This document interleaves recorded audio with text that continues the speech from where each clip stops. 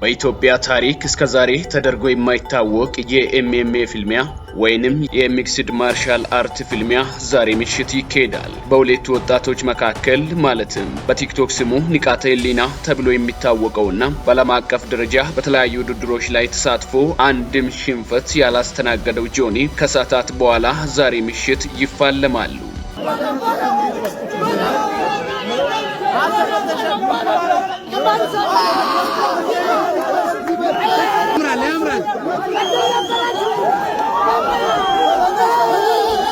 ጆኒ ወደዚህ መድረክ የመጣው በታላቅ በራስ መተማመንና በዓለም አቀፍ ደረጃ ባገኘው ልምድ ሲሆን እሱ የሚወክለው ዘመናዊነትንና በሳይንስ የተደገፈ የፍልሚያ ቴክኒኮች አለን ብለው የሚያስቡትን ይሆናል። እናም ካለው የተሻለ ዓለም አቀፍ ቴክኒካል ስልጠናና ልምድ ካላቸው ሰዎች ጋር ያደረገው ዝግጅት በብዙዎች ዘንድ የበላይነቱን እንዲይዝ አድርጎታል።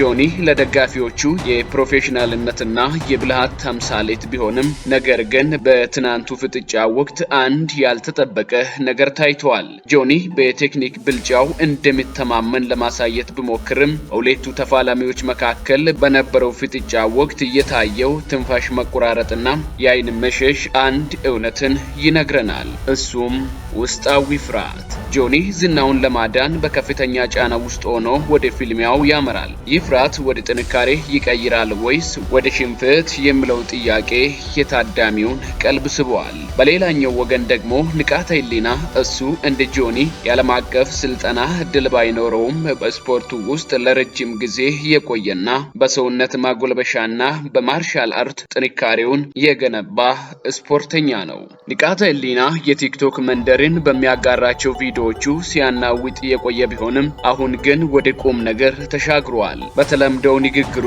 እገድለዋለሁ የሚል ፉከራ ቢያሰማም ከቃላቱ በስተጀርባ ግን ትልቅ ፍርሃትና ጭንቀት ይታይበታል። ሆኖም ግን ንቃተ ህሊና ባለፉት ወራት በድብቅ ሲያደርገው የነበረው ልምምድ ዛሬ ሌሊት ያልተጠበቀ ውጤት ሊያመጣ ይችላል የሚለው የብዙዎች ግምት ሲሆን ንቃተ ህሊና በቲክቶክ ላይ እንደሚፎክረው በተግባር ያሳያል ወይስ በቃላት ብቻ ይቀራል የሚለውም ሌላኛው ጥያቄ ነው። ትናንት ምሽት በአይን የምታይ ፍጥጫ ብቻ አልነበረም። በሁለቱ ተፋላሚዎች መካከል የማይናገሩ ቃላት ሲለዋወጡ የነበረ ሲሆን ይህ ፍልሚያ ከስፖርትም በላይ ሆኖ የዝና የክብርና የማንነት ጦርነት ሆነዋል። ሁለቱ ተፋላሚዎች ፊት ለፊት ሲጋጠሙ የነበረው ሁኔታ ብዙ ጥያቄዎችን አስነስቷል። ጆኒ በቴክኒክ እንደሚበልጥ ቢናገርም የንቃተ ህሊና ዝግጅትና የሁለቱን ውስጣዊ ፍርሃት ዛሬ ሌሊት የሚታይ ይሆናል።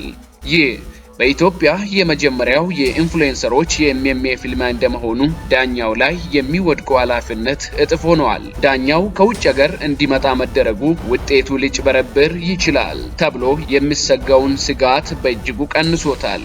በተጨማሪም ዳኛው የሁለቱን ወጣቶች ደህንነት የመጠበቅና ጨዋታው ከጎዳና ድብድብ ወጥቶ በስፖርታዊ ጨዋነት እንዲያልቅ የማድረግ ትልቅ ሸክም አለበት። ፍልሚያው ዛሬ ሚያዝያ 18 2018 ዓ.ም ምሽት በአድዋ ድል መታሰቢያ ሙዚየም ይካሄዳል። ይህ ታሪካዊ ስፍራ እንዲህ አይነት ፍጥጫ ማስተናገዱ በህዝብ መካከል ክርክርን ፈጥሯል። አንዳንዶች ለተራ የሰፈር ድብድብ ተገቢ አይደለም ሲሉ፣ ሌሎች ደግሞ አድዋ የጥንካሬ ምልክት ነው፣ እዚህ ቦታ ላይ መደረጉ ተገቢ ነው እያሉ ይገኛሉ። የዳኛው አንድ ስህተት የሁለቱንም ተፋላሚዎች ሕይወትና ዝና አደጋ ላይም ሊጥል ይችላል። ማን ያሸንፋል?